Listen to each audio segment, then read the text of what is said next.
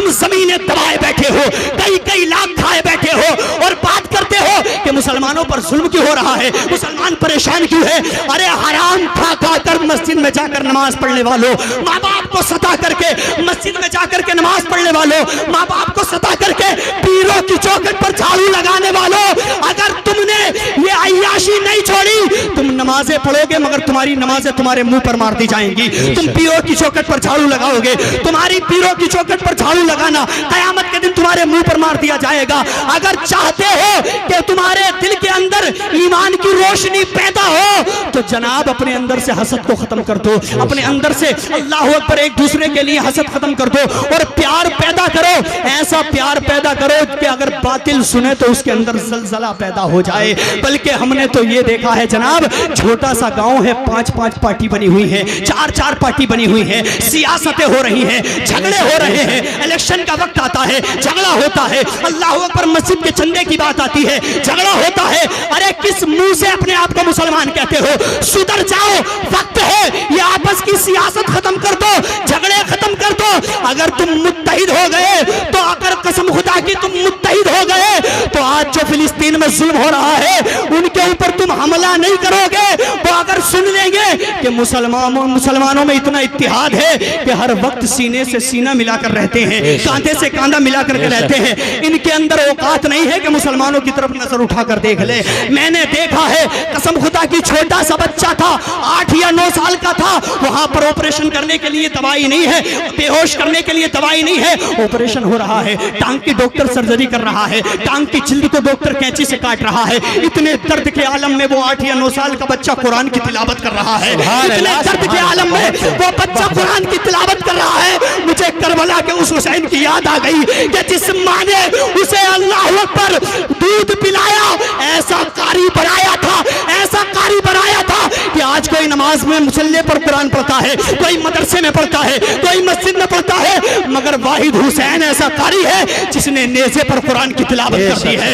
और जब हुसैन के सर से कुरान की तिलावत की आवाज आ रही थी तो यजीदी देख रहे थे, समझ में कुछ नहीं आता कि माजरा क्या है, समझ में कुछ नहीं आता कि माजरा क्या है। मेरे हुसैन बताएं फना बका क्या है। और सरे हुसैन ने नेज़े पे जब पढ़ा कुरान, यजीदी सोच रहे थे कि फिर कटा क्या है। बेशक नारे तकबीर, नारे रिसालत, नारे वसगत, मसलके आला हजरत। यजीदी सोच रहे थे कि फिर कटा क्या है।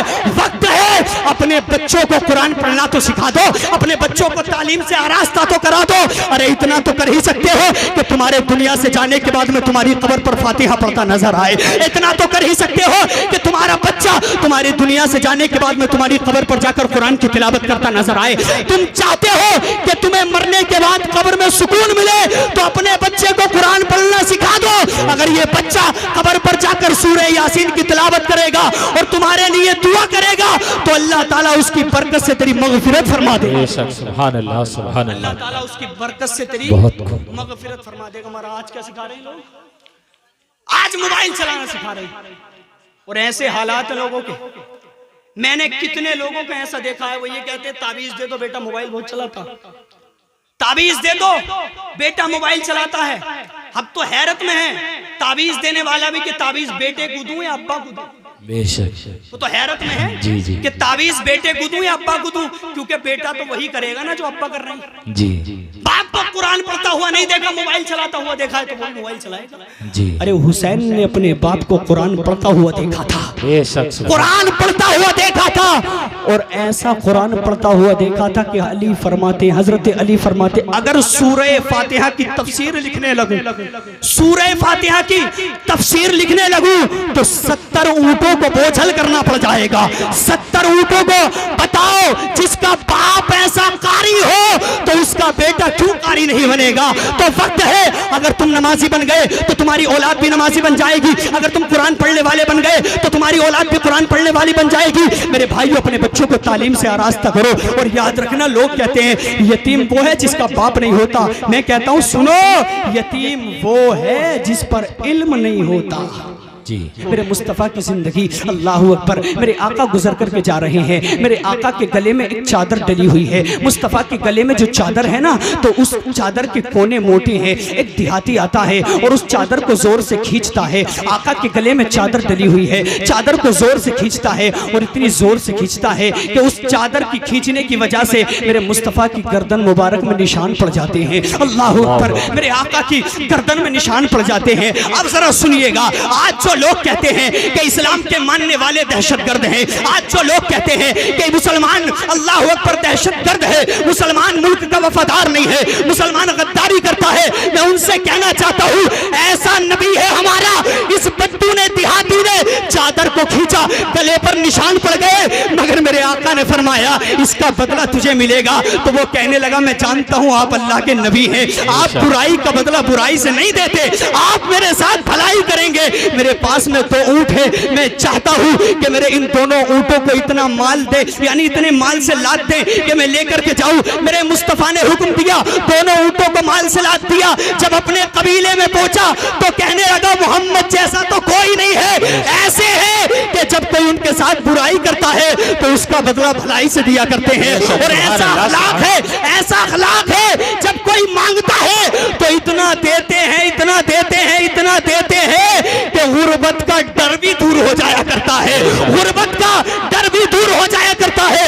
एक शायर कहता है, ये दरबारे मोहम्मद है, यहाँ अपनों का क्या कहना, ये दरबारे मोहम्मद है, यहाँ अपनों का क्या कहना, यहाँ से हाथ खाली गैर भी जाया नहीं करते। और बरेली के मुजद्दिद ने तो कमाल कर दिया, वो कहते हैं, लब वाहें आंखें बंद है, फैली है झोलियां, कितने मजे की भीख तेरे पाक दर की है। और बरेली के मुजद्दिद जब मुझ वजद में आते हैं तो यूं कहते हैं, मेरे करीम से अगर कतरा किसी ने मांगा, मेरे करीम से अगर कतरा किसी ने मांगा, दरिया बहा दिए हैं, तुरबे बहा दिए हैं। मुस्तफा की शान का आलम यह है कि जब कोई मांगता है तो इतना अता फरमाते हैं कि देने वाला बना दिया करते। बेशक। नारे तकबीर, नारे रिसालत, नारे गौसियत, मसलके आला हजरत, फैजाने आला हजरत, खतीबे हिंदुस्तान कारी उबैस बरकाती, नारे तकबीर, नारे रिसालत के देने वाला बना दिया करते हैं। मगर आज मेरी कौम ने मुस्तफा के तरीके को छोड़ दिया। रमजानुल मुबारक का मुकद्दस महीना गुजरा है, अरे जिस नबी ने प्यार का पैगाम दिया, जिस नबी ने मोहब्बत का पैगाम दिया, आज उस कौम के दिलों में हसद भरा हुआ है। आज मुसलमानों के दिलों में हसद है। मैं कितनी मस्जिदें तुम्हें ऐसी दिखा सकता हूँ कि रमजानुल मुबारक में खत्म शरीफ के मौके पर झगड़े हुए और मस्जिदों में ताले डलवा दिए। मुसलमानों ने, तुम्हारी सियासतें मस्जिदों में होती है, तुम्हारी सियासतें मदरसों में होती है, शर्म आनी चाहिए। अरे होना तो ये चाहिए था कि तुम एक जगह जमा हो जाते थे और होने के बाद में दुनिया वालों को बता दो, हक के शैतानी है, बातिल को कुचल डालेंगे, हक के शैतानी है, बातिल को कुचल डालेंगे, गर्दिशे दौर भूल तो पैरों से मचल डालेंगे। और हमने जिस दौर को चाहा है बदल डाला है, जिस दौर को चाहेंगे बदल डालेंगे। सुभान अल्लाह, सुभान अल्लाह, बहुत खूब। दौर को चाहेंगे बदल डालेंगे, मगर बदलो तो सही अपने आप को, अपने अखलाक को बदलो तो सही, अपने किरदार को बदलो तो सही। अरे उस दौर में लोग कबीलों में लड़ाई होती थी, ये इस कबीले का है, ये उस कबीले का है, मगर आज देखो सगा भाई सगे भाई का गला काट रहा है। अल्लाह अकबर। रिश्तेदार रिश्तेदार का गला काट रहा है। उसकी वजह क्या है? उसकी वजह जानते हो? उसकी वजह यह है कि हमने मुस्तफा करीम के तरीके को छोड़ दिया है। मैं बताना यह चाहता हूं, अगर आज भी तुमने मुस्तफा की सीरत दुनिया के सामने पेश कर दी तो दुनिया में कोई माँ और कोई बेटा ऐसा ना बचेगा जो नबी का कलमा पढ़ने पर मजबूर ना हो जाएगा। कोई माँ और कोई बेटा ऐसा नहीं बच सकता जो नबी का कलमा पढ़ने पर मजबूर ना हो जाएगा। मगर आज तुमने क्या पेश किया? आज तुम्हारी शादियों में देखो 20-20 लाख की शादी, 30-30 लाख की शादी। उसकी वजह जानते हो कि आज हमने नबी का तरीका छोड़ दिया। आज हम इल्म से दूर हैं, आज हम मस्जिद से दूर, आज हम मदरसे से दूर। आज मुसलमान कहते हैं कि हम परेशान हैं, हम पर जुल्म हो रहा है। एक शायर ने कहा था, दिल के फफूले जल उठे सीने के दाग से, दिल के फफूले जल उठे सीने के दाग से, इस घर को आग लग गई घर के चिराग से। और जानते हो इकबाल यूं कहते हैं, इकबाल ने कहा था ये शहादत गए उल्फत में कदम रखना है, ये शहादत गए उल्फत में कदम रखना है। लोग आसान समझते हैं मुसलमान होना, बहुत आसान है काफिर का मुसलमान होना, बहुत मुश्किल है मुसलमान का मुसलमान होना। अगर आज भी तुम सच्चे पक्के मुस्तफा के वफादार बन गए तो वो दौर पलट कर आ सकता है कि घोड़े लेकर के उतरे थे, समंदर को पसीना आ गया था, वो समंदर में ताकत न थी कि ईमान वालों के घोड़ों को डुबा सके। अल्लाह अकबर। आज भी अगर नबी के पक्के सच्चे वफादार बन गए तो शोला भी तेरे हाथ में गुलजार बनेगा, शोला भी तेरे हाथ में गुलजार बनेगा जिस दिन तू मोहम्मद का वफादार बने। बेशक, सुभान अल्लाह, सुभान अल्लाह। शोला भी तेरे हाथ में गुलजार बनेगा जिस दिन तू मोहम्मद का वफादार बनेगा। बेशक, सुभान मगर आज हमने कितनी वफा की है अपने नबी से, आज हमने मुस्तफा करीम सल्लल्लाहु ताला अलैहि वसल्लम की सुन्नतों को पामाल किया है। सारे हालात तुम्हारे सामने हैं, हिंदुस्तान के हालात भी, बाहर मुल्कों के हालात भी। कौन सा जुल्म मुसलमानों के साथ नहीं हो रहा है? तुम क्या समझते हो कि हम पर जुल्म हो रहा है तो इस्लाम खत्म हो जाएगा? हो ही नहीं सकता, हो ही नहीं सकता। बेशक, बेशक। किसी माँ ने किसी बच्चे को जन्म नहीं दिया कि जो इस्लाम को मिटा सके। बेशक, सुभान अल्लाह, सुभान। कोई माँ ऐसी है ही नहीं कि जिसने ऐसे बच्चे को जन्म दे दिया हो। आज से नहीं है, ये तो बहुत पुरानी साजिशें हैं जी, बहुत पुरानी। बेशक, मैं आपको बताऊं, इस्लाम खतरे में नहीं, हम नाम के मुसलमान खतरे में। जी, बेशक, बेशक। हम खतरे में हैं। हदीस पाक सुनिएगा, अन अनस क़ाल क़ाल रसूलुल्लाह सल्लल्लाहु तआला अलैहि वसल्लम ला युमिनु अहदुकुम हत्ता अकूना अहब्बा इलैहि मिन वालिदिही व वलदिही वन नासी अजमईन। हजरत अनस कहते हैं हुजूर ने फरमाया कि जब तक तुम मोमिन नहीं हो सकते जब तक अपने माँ बाप तमाम अहबाब से ज्यादा मुझ मोहम्मद से मोहब्बत न कर लो, बेशक, सुभान अल्लाह, हुजूर से प्यार न कर लो। मैं आपको बताऊं, आज हमने मुस्तफा करीम सल्लल्लाहु ताला अलैहि वसल्लम के तरीके को छोड़ दिया। मैंने देखा है 70-70 साल के हो गए जनाब, वुजू के फराइज भी याद नहीं है, 60-60 साल के हो गए नमाज का तरीका नहीं पता। और बात करते इमाम साहब ये तुमने क्या कर दिया, मुदर्रिस साहब तुमने ये क्या कर दिया। अरे अपने गिरबान में झांक, तू इल्म के कितना करीब है। अगर तुम इल्म के करीब आ गए, याद रखना, अगर मुसलमान एजुकेशन पर तवज्जो देना शुरू कर दे तो अल्लाह ताला ने जैसा दिल ईमान वालों को अता फरमाया है, दुनिया में किसी धर्म वाले को अल्लाह ने ऐसा दिल ही नहीं दिया है। बेशक, सुभान अल्लाह, सुभान अल्लाह। दिल में इश्क रसूल, बहुत बहुत बहुत, जिस दिल में इश्क रसूल हो उस जैसा दिल हो ही नहीं सकता। बेशक। और जानते हो एक आशिक का जिक्र मैं यहाँ पर कर देता हूँ। एक आशिक है जिसको सिद्दीक अकबर कहा जाता है। वाह, सुभान अल्लाह, सुभान अल्लाह। कसम खुदा की, ऐसा आशिक है मुस्तफा का, अल्लाह अकबर। मेरे आका ने कहा सिद्दीक, मेरे आका ने कहा सिद्दीक माल की जरूरत है, तो आप जानते हो कितना माल लेकर के आए थे। जनाबे उमर तो अपने घर का आधा ले आए थे और हजरत अबू बकर सिद्दीक अपने घर का मुकम्मल माल ले आए थे। और ऐसे लाए थे कपड़े भी उतार कर मुस्तफा की बारगाह में पेश कर दिए थे। टाट का आबा पहन रखा था, हुजूर की बारगाह में लाकर के पेश कर दिया। और पेश करने के बाद में मुस्तफा की बारगाह में कहते या रसूल अल्लाह कबूल फरमाइए। मेरे आका ने हजरत उमर से कहा उमर तुम क्या लेकर के आए हो? तो हजरत उमर ने कहा या रसूल अल्लाह अपने घर का आधा माल ले आया हूँ, आधा घर वालों के लिए छोड़ आया हूँ। अल्लाह अकबर। मेरे मुस्तफा ने हजरत अबू बकर सिद्दीक से पूछा सिद्दीक तुम क्या लेकर के आए हो? तो सिद्दीक अकबर ने कहा या रसूल अल्लाह जो कुछ था सब ले आया हूँ, जो कुछ था सब ले आया हूँ। मेरे आका ने फरमाया घर वालों के लिए कुछ छोड़कर नहीं आए? कहा या रसूल अल्लाह घर वालों को अल्लाह और उसके रसूल के भरोसे पर छोड़ आया हूँ, घर वालों को अल्लाह और उसके रसूल के भरोसे पर छोड़ आया हूँ। यही वजह है कि सिद्दीक अकबर के बारे में मेरे मुस्तफा ने फरमाया है कि मैंने सबका बदला दे दिया है मगर सिद्दीक का बदला कयामत में दिया जाएगा। और जितना नफा मुझे सिद्दीक अकबर के माल ने दिया है उतना नफा मुझे किसी के माल ने नहीं दिया है। ये अबू बकर सिद्दीक है, मगर कैसा प्यार करते हैं नबी से, जरा सुनिएगा। मेरे मुस्तफा का जब विसाल हुआ, मेरे आका जब दुनिया से जाहिरी पर्दा कर गए, मेरे आका जब दुनिया से तशरीफ ले गए तो सहाबा रो रहे थे, मगर ये सिद्दीक अकबर है। जब ज़कात के मुनकिरों ने सर उठाया तो सिद्दीक अकबर ने तलवार निकाली और तलवार निकालने के बाद में कहा कि लोगों सुनो, मुस्तफा के दौर में जो ऊंट देता था अगर उसका कजावा भी ना दिया तो अबू बकर उसके लिए तलवार लेकर के खड़ा है। लोगों ने कहा कहा सिद्दीक जरा अपना अंदाज तो देखो, मुस्तफा का विसाल हो गया है, यही सिद्दीक था।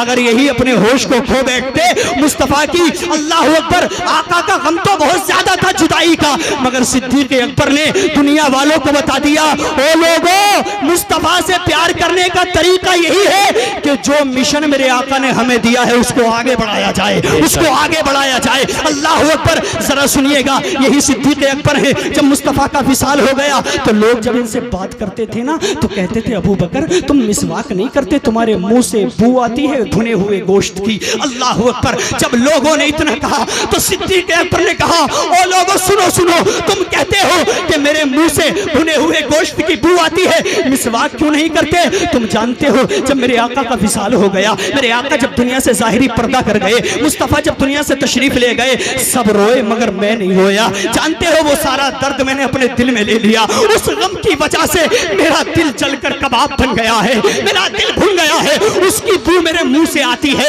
मुझे बताओ तो सही, यही सिद्दीक अकबर है। अल्लाह अकबर, हजरत खुबैब बिन अदी को सूली पर लटका दिया गया और लटकाने से पहले लोग कह रहे थे, ऐ खुबैब बिन अदी जरा बताओ तमन्ना क्या है? तो कह रहे थे तमन्ना यही है कि 2 रकात नमाज पढ़ना चाहता हूँ। अल्लाह अकबर, जब सूली पर लटकाया गया, अल्लाह अकबर, तो लोग कह रहे थे इतनी जल्दी नमाज को मुकम्मल कर दिया। तो कहा मेरा दिल तो चाहता था कि मैं तवील सजदा करूं, मगर मैं ये सोच रहा था कि कहीं ऐसा ना हो कि मैं लंबी नमाज पढ़ूं और लोग ये समझने लगे कि जान बचाने के लिए लंबी नमाज पढ़ रहा है। अल्लाह अकबर, बाद में कहा कि तुम्हारे दिल में तो ख्याल आ रहा होगा, तुम दिल में सोच तो रहे होगे कि काश मेरी जगह वो होता जिसका मैंने कलमा पढ़ा है, इतना सुनना था। मैं उनसे कहना चाहता हूँ, अल्लाह अकबर, जो चेहरे से दाढ़ियां मुड़ाते हैं और अपने आप को नबी का आशिक कहते हैं, मैं उनसे कहना चाहता हूँ जो अल्लाह अकबर शराब पीते हैं और अपने मुंह से कहते हैं कि हम तो मुसलमान हैं, हम तो नबी से प्यार करने वाले हैं। लो देखो ये है मुस्तफा का प्यार, लो देखो ये है इश्क़ मुस्तफा। सूली पर लटका रहे हैं लोग और कह रहे हैं दिल में ख्याल आ रहा होगा मेरी जगह वो होता जिसका मैंने कलमा पढ़ा है। तो खुबैब बिन अदी ने ऐसा तारीखी जुमला कहा था, अगर दिल के अंदर इश्क़ रसूल की चिंगारी बाकी है तो सुधरने के लिए यही काफी है। हजरत खुबैब बिन अदी ने कहा था, ओ जालिमो तुम क्या समझते हो मेरे ऊपर जुल्म करोगे? तुम्हारे जुल्म को देखकर मैंने जिनका कलमा पढ़ा है उनसे बेवफाई कर जाऊंगा? उनसे बेवफाई नहीं कर सकता। अरे इस आलम में भी मैं नहीं चाहता कि मेरे नबी के कदम में एक कांटा भी चुभ जाए, मेरे नबी के कदम में एक कांटा भी चुभ जाए। आज तुम गालियां मुड़ाकर अपने नबी के दिल को तकलीफ पहुंचा रहे हो, आज तुम नमाज़ें छोड़ करके अपने नबी के दिल को तकलीफ पहुंचा रहे हो, आज तुम माँ बाप को सता करके अपने नबी के दिल को तकलीफ पहुंचा रहे हो, आज तुम शादियों में डीजे बजा करके अपने नबी के दिल को तकलीफ पहुंचा रहे हो। अरे वक्त है सुधर जाओ और नबी के आशिक बन जाओ और दुनिया वालों को बता दो, ओ दुनिया वालों देखो हमने जिंदगी मदीने वाले के नाम कर दी है, और ऐसे आशिक बन जाओ, कह दो दुनिया वालों सुनो, उनकी निगाहें मस्त ने मस्ताना कर दिया, उनकी निगाहें मस्त ने मस्ताना कर दिया, ऐसी पिलाई मैं के दीवाना कर दिया। अरे क्या पूछते हो, अब कुछ नहीं है मेरे पास, एक दिल ही था जो आका को नजराना कर दिया। नारे तकबीर, नारे रिसालत, नारे गौसियत, मसलके आला हजरत, फैजाने आला हजरत, फैजाने मखदूम सिमना, खतीबे हिंदुस्तान उवैस बरकाती, नारे तकबीर, नारे रिसालत। मगर इस मजमे में कितने लोग ऐसे हैं, अगर मैं तुमसे पूछने लगूं कौन कौन नबी के नाम पर जान देने के लिए तैयार है, तो बड़ी माजरत के साथ मैं अर्ज करना चाहूंगा, वो भी हाथ उठा देगा जो नमाज नहीं पढ़ता, वो भी हाथ उठा देगा जो झूठ बोलता है जी, वो भी हाथ उठा देगा जो अल्लाह अकबर गीबत करता है, चुगली में मुब्तला है, वो भी हाथ उठा देगा जो अपने माँ बाप को सताता है। तुम क्या समझते हो इतना आसान है इश्क़ रसूल? जिसके दिल में इश्क़ रसूल होता है वो कभी गुनाह की तरफ नहीं जा सकता।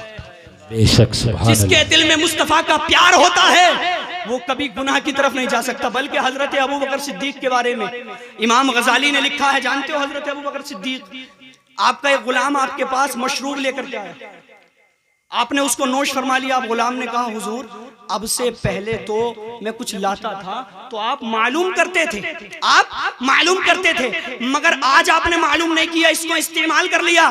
तो हजरत अबू बकर सिद्दीक ने मालूम किया, ये बताओ तुम लाए कहां से थे? तो उसने कहा जाहिलियत के दौर में एक बंदा था, बीमार था, मैंने उसके ऊपर मंत्र पढ़कर दम किया था, वो ठीक हो गया था, उसके बदले में उसने ये मुझे दिया है, मैंने आपको लाकर पिला दिया।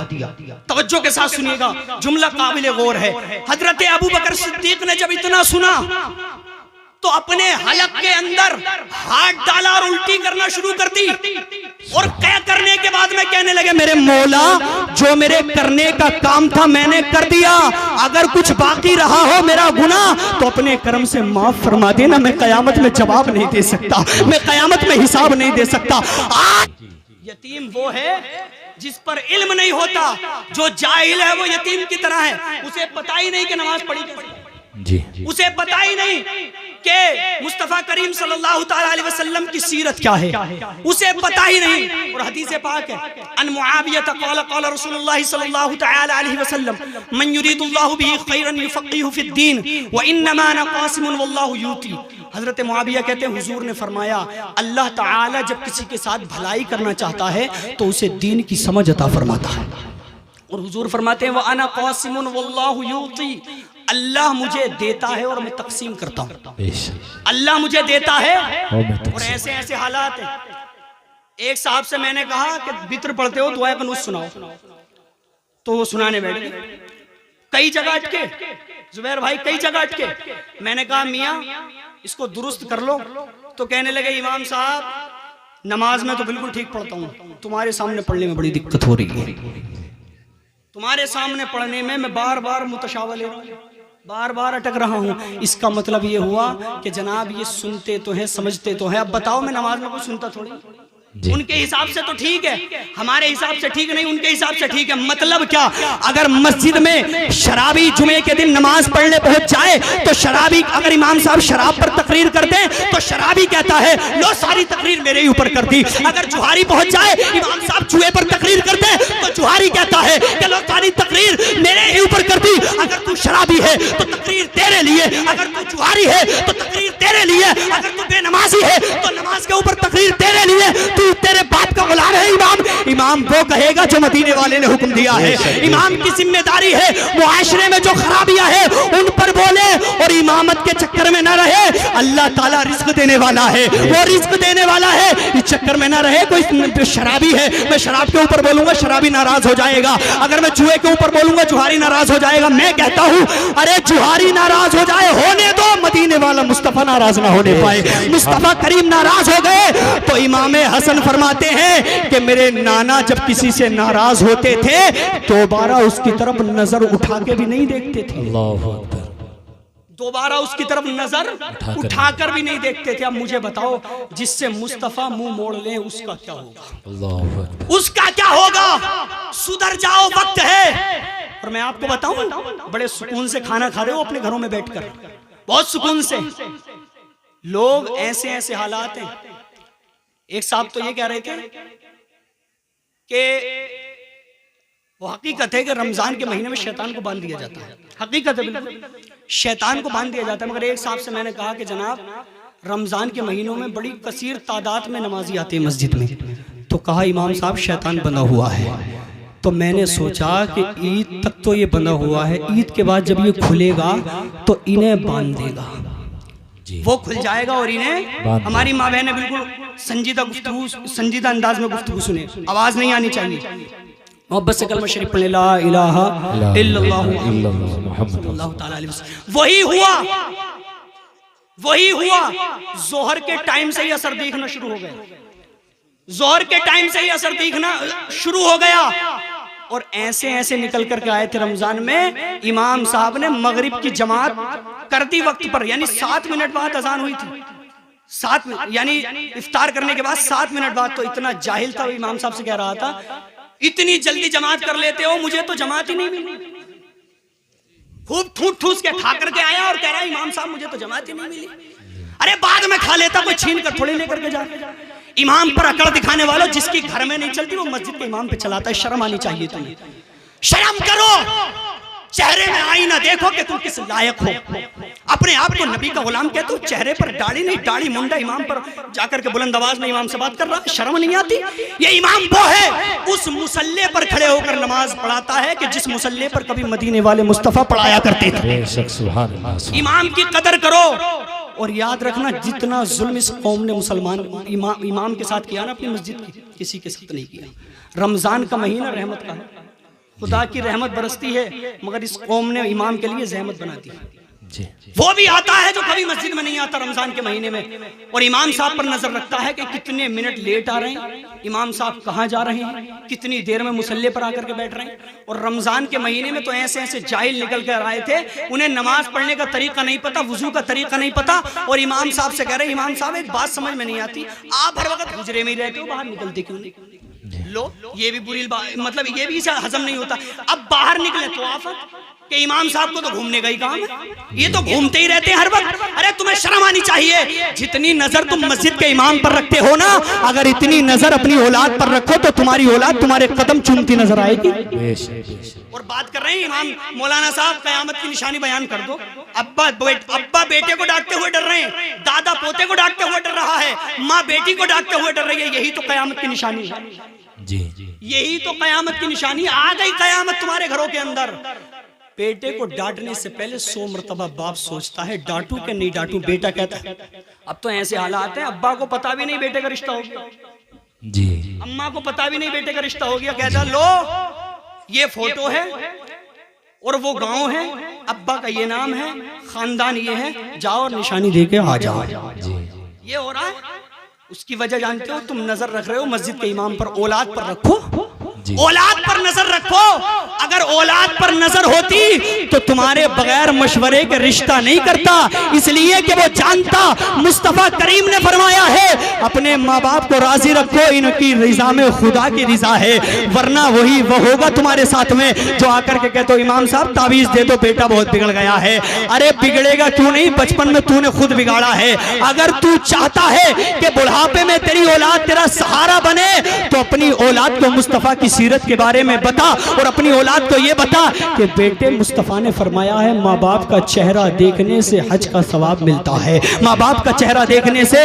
वरना हालात ऐसे हैं कि माँ की दुआ कभी खाली नहीं जाती, माँ की बद्दुआ कभी टाली नहीं जाती। और एक बूढ़ी माँ 3-4 बच्चों को बर्तन मांझ मांझ कर पाल ही लेती है, मगर इन 3-4 बच्चों से एक बूढ़ी माँ पाली नहीं जाती। हमने देखा है, चंदा करते हैं, 1 महीना माँ को खाना तू खिलाएगा, 1 महीना माँ को खाना तू खिलाएगा। ओ माँ बाप के खाने का चंदा करने वालों, शर्म करो। तेरी माँ ने तुझे 9 महीने अपनी कोख में रखा है, तुझे अपना दूध पिलाया है और इसके खाने का चंदा कर रहा है। अरे ये वो माँ है कि जमीन पर एक ही औरत दिखाई देती है, फकत एक माँ की मोहब्बत दिखाई देती है। ओ बूढ़ी माँ तेरे चेहरे की झुर्रियों की कसम हर एक लकीर में जन्नत दिखाई देती है। माँ बाप का अदब कर लो। और शादी होने के बाद में बीबी का हक बीबी की जगह है और माँ बाप का हक माँ बाप की जगह है।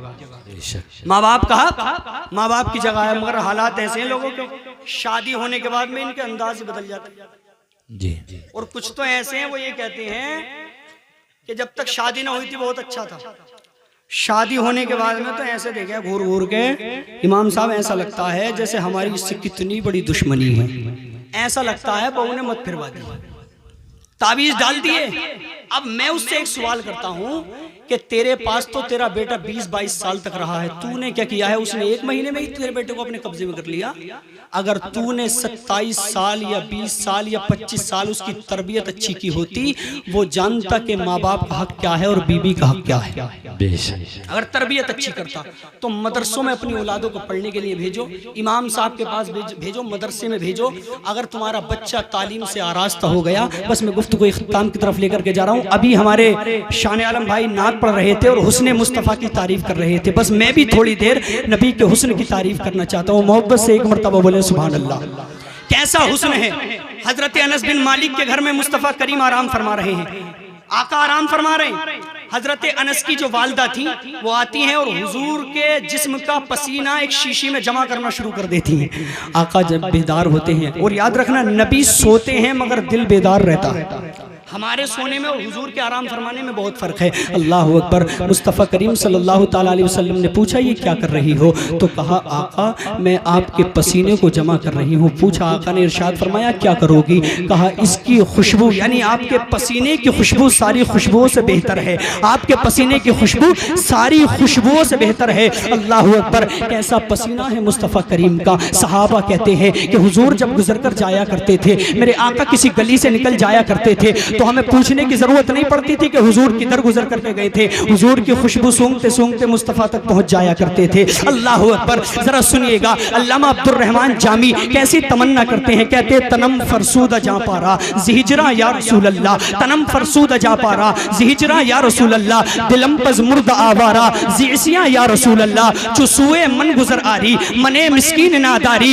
फिदाए नक्शे नालेनत कुलम जा या रसूल अल्लाह। फिर अल्लाह अकबर इकबाल कलम उठाते हैं तो यूं कहते हैं होना ये फूल तो बुलबुल का तरन्नुम भी ना हो, चमने दहर में कलियों का तबस्सुम भी ना हो, ये नसाकी हो तो फिर मैं भी ना हो खुम भी ना हो, बस में तौहीद भी दुनिया में ना हो तुम भी ना हो। अल्लाह अकबर। मुस्तफ़ा करीम की तारीफ किसी शायर ने किसी अंदाज में बयान की, मगर जब बरेली का मुजद्दिद बयान करता है तो यूं कहता है, इरशाद फरमाते मेरे आला हजरत, इरशाद फरमाते कितने प्यारे अंदाज में हुजूर का हुस्न बयान करते, कहते वो कमाल हुस्ने हुजूर है कि गुमाने नक्स जहां नहीं, यही फूल खार से दूर है, यही शम्मा है कि धुआं नहीं। और कहते हैं आकाए करीम के हुस्न को बयान करते हुए कहते हैं या रसूल अल्लाह तुम्हारे हुस्न का आलम यह है, आका आपके हुस्न का आलम यह है कि जो एक बार देख लेता है दीवाना हो जाया करता है, जो एक बार देख लेता है मुस्तफ़ा के हुस्न को दीवाना हो जाया करता है। और कैसा हुस्न है मुस्तफ़ा का, अम्मा आयशा फरमाती है कि अगर मिस्र वाले मेरे महबूब के जमाले जहां आरा को देख लेते